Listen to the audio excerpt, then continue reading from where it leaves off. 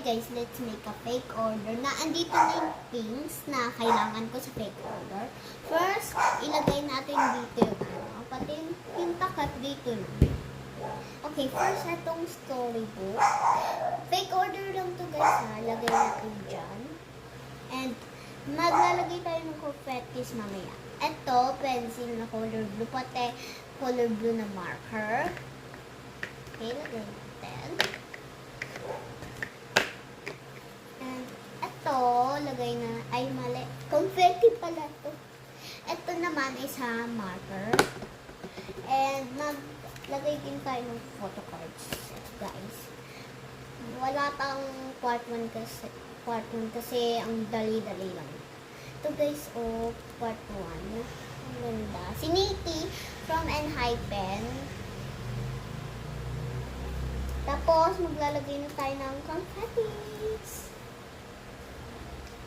Sino kaya gusto nito? Blue edition to ha. Ito. Confettis. Confettis. Okay, lagay ko natin yung confettis. Guys, lobat na ako. Finting na lang. Okay, sino gusto nito, guys? Sino gusto niyan?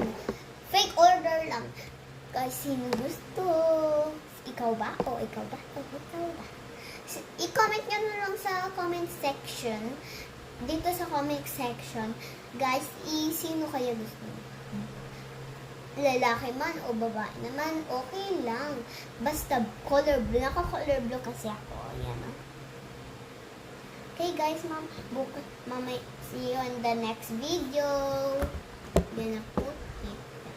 Sino kaya yung makaka-order nito?